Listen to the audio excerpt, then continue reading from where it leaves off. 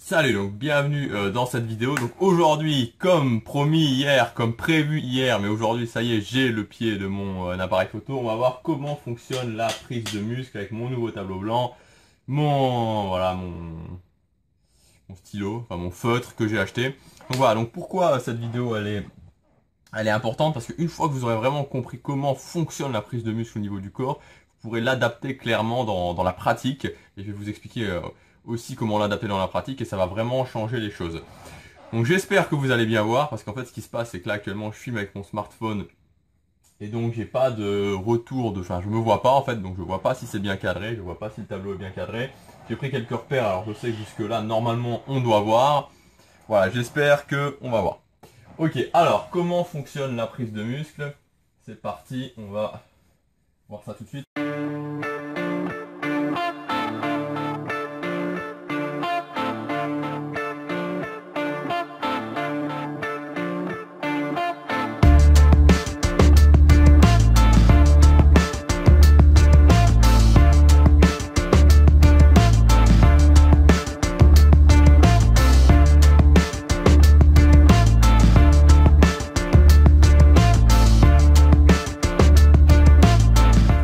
Deux choses. En fait, la première chose, c'est qu'on va avoir la balance énergétique. La balance énergétique. Alors, je suis désolé, j'écris vraiment très mal. Et le concept de la surcompensation.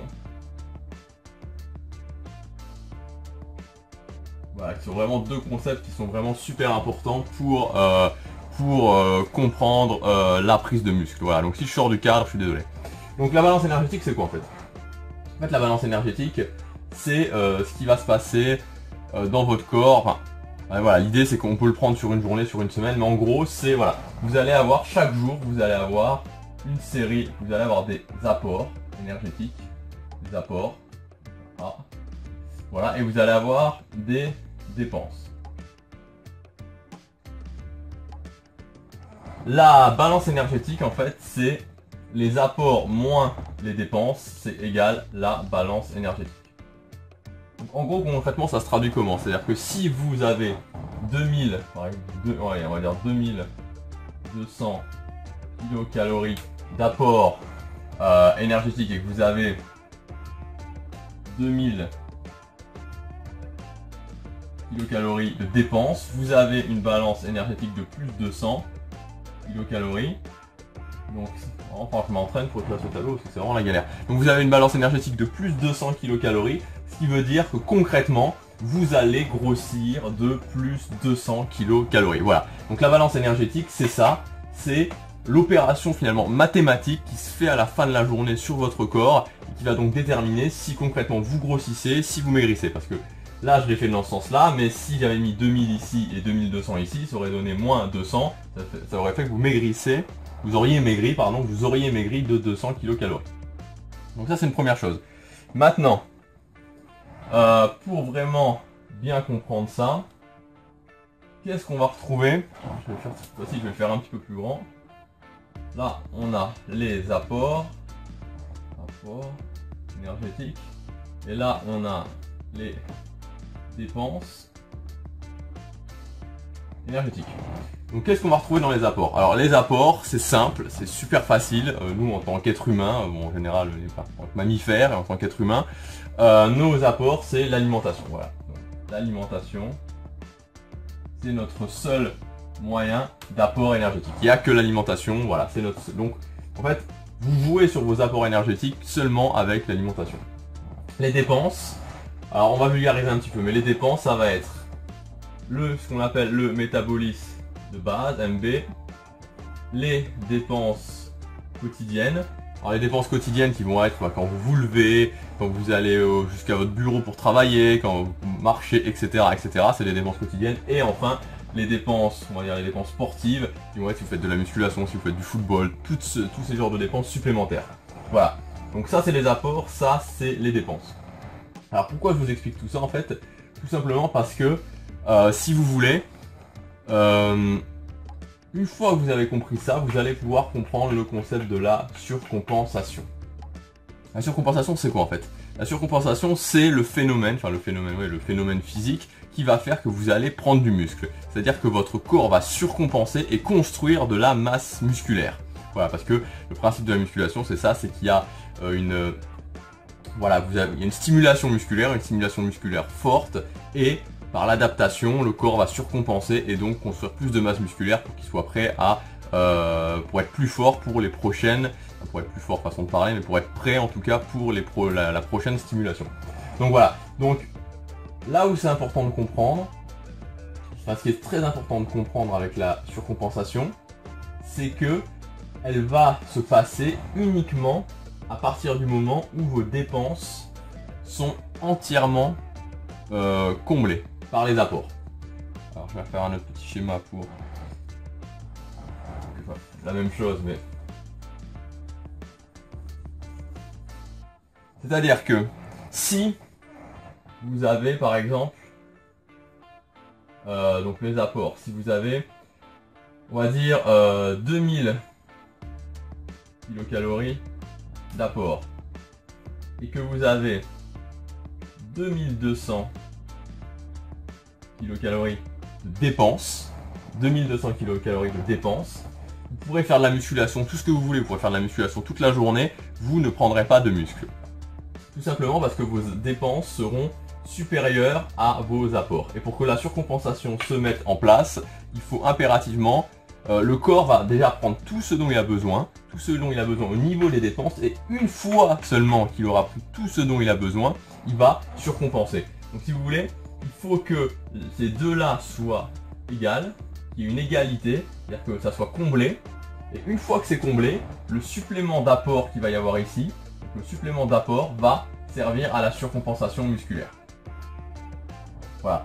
Donc je sais pas si j'ai essayé d'être le plus clair possible, et c'est vraiment ça l'idée, c'est que vos apports comblent vos dépenses, donc les dépenses, toutes vos dépenses, métabolisme de base, dépenses classiques, dépenses sportives, supplémentaires, et une fois que ça c'est comblé, avec le surplus qui va rester, avec ça, voilà, avec vraiment ce surplus là, il va pouvoir surcompenser. Donc voilà, donc c'est ça l'idée de la surcompensation, et c'est ça l'idée de la prise de muscle. Et c'est donc pour ça qu'il y a pas mal de gens qui vont faire de la musculation mais ne vont pas prendre de masse musculaire parce que ils vont rester minces, parce que leur apport ne comble pas leurs dépenses. Et c'est aussi pour ça qu'il y a eu pendant des années, on a conseillé de manger énormément, parce qu'on disait voilà, mangez énormément, comme ça vous aurez suffisamment pour surcompenser, et puis après le reste ça stockera en graisse, mais c'est pas grave, on enlèvera la graisse. Et c'est donc ça en fait justement tout le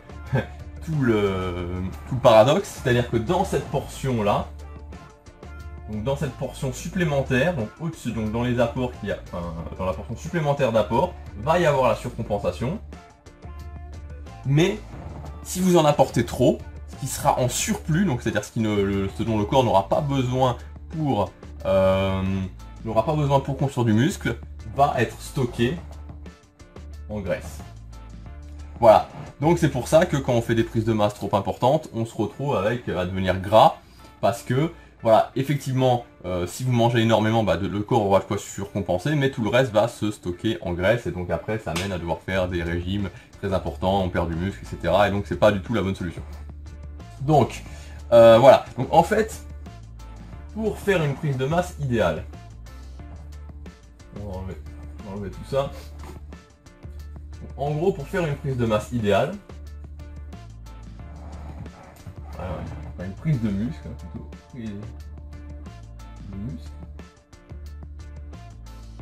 il faudrait que vous apportiez, vos apports soient exactement ce dont vous ayez besoin pour vos dépenses, et ensuite exactement ce dont vous ayez besoin, qui comble vos dépenses, et ensuite exactement ce dont votre corps a besoin pour surcompenser. Et en fait c'est impossible parce que ça voilà, il faudrait savoir presque à la calorie près, j'exagère, y arriver. J'exagère, mais voilà, l'idée en fait c'est que il faudrait savoir ça de façon très précise. En fait c'est impossible. C'est impossible de savoir ça très précisément parce que ça évolue tous les jours, vous faites pas la même chose tous les jours. Si vous êtes stressé, si vous êtes plus fatigué, etc. Si vous faites du sport un jour et si vous faites pas de sport ce jour-là, voilà, donc en fait c'est pas possible. Mais voilà, c'est pas possible, donc en fait ce qu'on peut faire de mieux, pour faire une prise de muscle propre. Pour faire une prise de muscle propre, il va falloir se rapprocher au maximum. Il va falloir se rapprocher au maximum de ça, de cet idéal entre guillemets. C'est-à-dire qu'il va falloir que vous apportiez vraiment que vous essayez de vous rapprocher au maximum de ça et que vous apportiez un tout petit peu plus. Donc effectivement, il va y avoir un tout petit peu plus qui va être stocké en graisse, mais vraiment le minimum possible pour que vous preniez, que vos dépenses énergétiques soient comblées, que la surcompensation soit comblée et que voilà, vous ayez vraiment le minimum de graisse possible. Voilà, donc c'est vraiment ça, c'est ce schéma-là qu'il faut retenir pour une prise de muscle propre. C'est mes apports comblent mes dépenses, comblent la surcompensation et un tout petit peu plus, parce que voilà, être juste c'est pas possible, mais un tout petit peu plus pour prendre un minimum de graisse. Voilà l'idée. Alors maintenant, évidemment, expliquer comme ça, forcément, on a l'impression que c'est très mathématique et que c'est très compliqué. Alors dans les faits, ça l'est beaucoup moins. Maintenant, c'est vrai qu'au départ, c'est un petit peu, voilà, ça va demander un petit peu d'adaptation au départ. Et après, plus vous allez avancer, plus vous verrez que finalement, c'est pas si compliqué que ça. Et enfin, ça roule un petit peu tout. Enfin, une fois qu'on a la bonne méthode, ça roule un petit peu tout seul.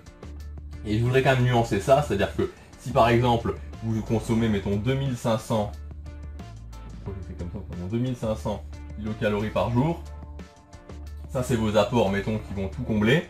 Même si vous avez 200 ou 300 kilocalories en plus qui sont entre guillemets stockées en graisse, il faut savoir 1 kg de graisse, 1 kg, vraiment rien, 1 kg de gras, c'est 8000 environ, 8000 kilocalories.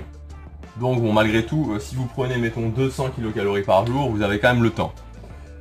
Voilà, donc après évidemment ça dépend des organismes, il y a des organismes, il y a des gens qui vont mieux stocker, enfin qui vont mieux gérer les calories supplémentaires, des métabolismes très rapides, etc. Bon, je vais pas rentrer là-dedans, mais donc voilà l'idée.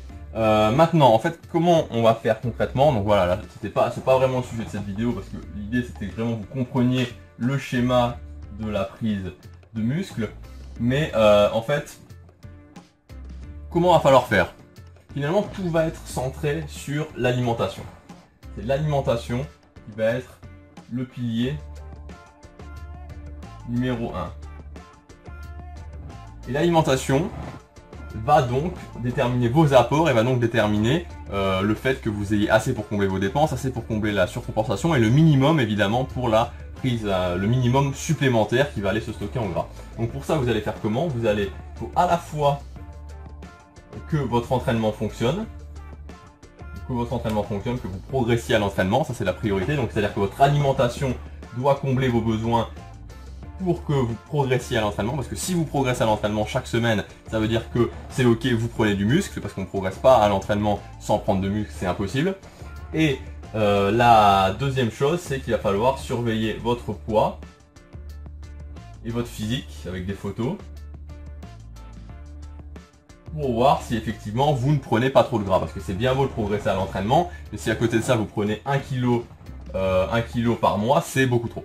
Donc voilà ce que je voulais vous dire dans cette vidéo un petit peu tutoriel. Je referai de toute façon chaque semaine, je vais essayer de faire au moins une vidéo comme ça, avec mon ami le tableau. Le cadrage sera sûrement meilleur pour les autres vidéos, parce que je me verrai, je vais changer d'appareil, donc je me verrai enfin, et ce sera beaucoup plus pratique. Là je vais avoir la surprise maintenant en arrêtant cette vidéo de voir si finalement ça fonctionne ici ou si je dois tout refaire. J'espère que ce sera pas le cas. Donc voilà, donc vous avez, voilà, ce que je voulais vraiment vous expliquer, c'était ce schéma de la prise de muscle, voilà, où il faut que vos apports comblent vos dépenses et ensuite comblent ce phénomène de surcompensation. Et c'est cette surcompensation qui va faire que vous allez prendre de la masse musculaire. Donc voilà, on se retrouve demain pour la prochaine vidéo, je sais pas où, mais sûrement pas devant le tableau. Salut, à demain.